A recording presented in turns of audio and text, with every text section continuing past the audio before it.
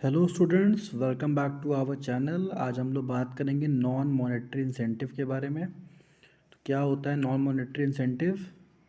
Non monetary incentives are the reward और recognization that do not involve direct financial compensation.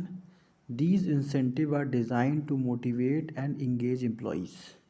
तो देखिए non monetary incentive में क्या होता है, यहाँ पे आपका डायरेक्ट फाइनेंशियल कंपनसेशन नहीं होता। मतलब जो भी चीज़ आप अपने एम्प्लॉई को देते हो उसमें आपका डायरेक्ट कैश को छोड़ के जो भी चीज़ आप दे रहे हो वो होगा। जैसे आपने कोई गिफ्ट पैक करा दिया, ठीक है, कोई गिफ्ट आपने दे दिया, या फिर आपने कोई एक सर्टिफिकेट दे दिया, ठीक है, या फिर आपने कोई शील्ड दे दिया उसको, ठीक है, तो कोई शील्ड आपने उसको दे दिया। तो ये सब चीज़ें जो हैं ये आपको नॉन मॉनेटरी इंसेंटिव के टाइप्स होते हैं।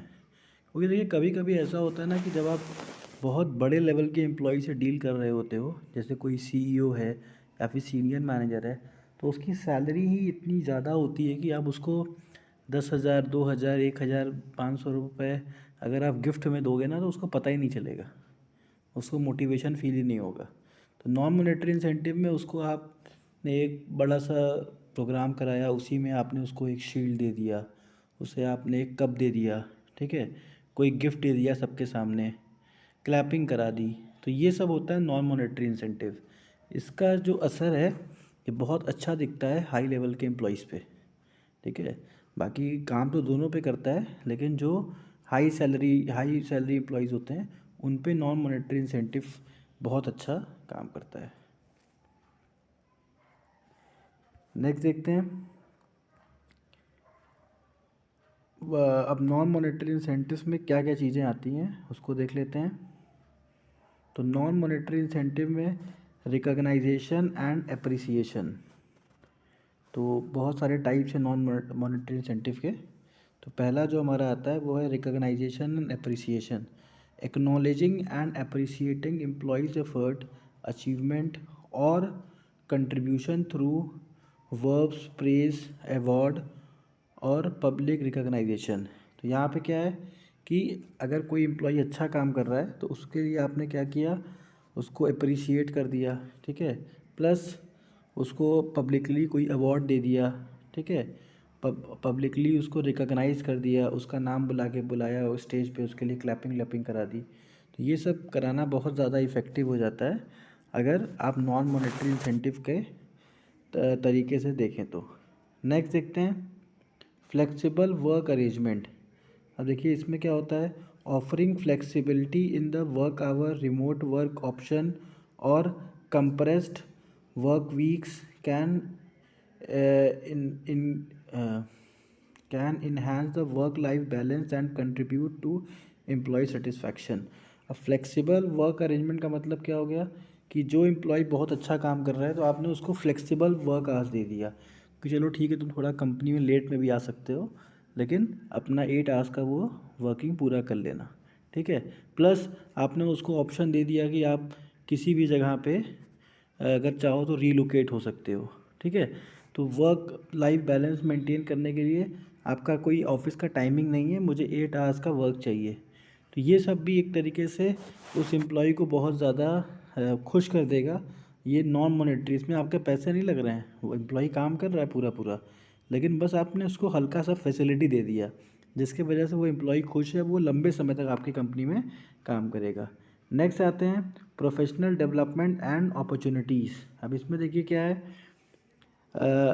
Providing opportunities for the skill development, training program, workshop और mentorship can be valuable non monetary incentive helping employees enhance their career. अब इसमें क्या है कि आपने कुछ स्किल डेवलपमेंट प्रोग्राम अपनी कंपनी में करा दिया, कुछ एक्स्ट्रा ट्रेनिंग करवा दिया, ठीक है, जिससे, और या फिर कोई अच्छे मेंटर को बुला के आपने अपने कुछ ट्रेनिंग प्रोग्राम आपने ऑर्गेनाइज़ करा दिया। तो इससे क्या होता है, एम्प्लॉय को ये एक इंसेंटिव की तरह ट्रीट करता है। यहाँ पे आपने उसको कैश नहीं दिया, आपने तो कैश दिया उसको जो स्किल डेवलपमेंट वाला ट्रेनर है, लेकिन यहाँ पे एम्प्लॉय को फील होता है कि हाँ यहाँ वर्क करके कुछ तो मेरा प्रोफेशनल डेवलपमेंट हो रहा है। तो वो लंबे समय तक आपकी कंपनी में काम करना चाहता है, क्योंकि आपके यहाँ प्रोफेशनल डेवलपमेंट के चांसेस ज़्यादा हैं। नेक्स्ट है करियर एडवांसमेंट। अब करियर एडवांसमेंट में देख लीजिए क्या है कि offering a clear path for the career progression, promotion और new responsibilities can motivate employee to invest in their professional growth within the organisation. Career advancement का मतलब यहाँ पे क्या हुआ कि आपने उसको प्रमोशन दे दिया, ठीक है, आपने उसको कोई नई रिस्पॉन्सिबिलिटी दे दी, प्लस आपने उसको कुछ प्रोफेशनल ग्रोथ, ताकि मतलब उसको ये फील हो कि उसका प्रोफेशनल ग्रोथ भी ऑर्गेनाइजेशन में हो रहा है। इस तरीके से आपने उसको कुछ नया प्रोफाइल, नया प्रमोशन, नई रिस्पॉन्सिबिलिटीज़ आपने उसको दे दी, तो इसके वजह से भी वो थोड़ा खुश रहेगा और मोटिवेटेड फील करेगा उस पर्टिकुलर कंपनी में। वर्क प्लेस वेलनेस प्रोग्राम में देखेंगे हम लोग क्या होता है।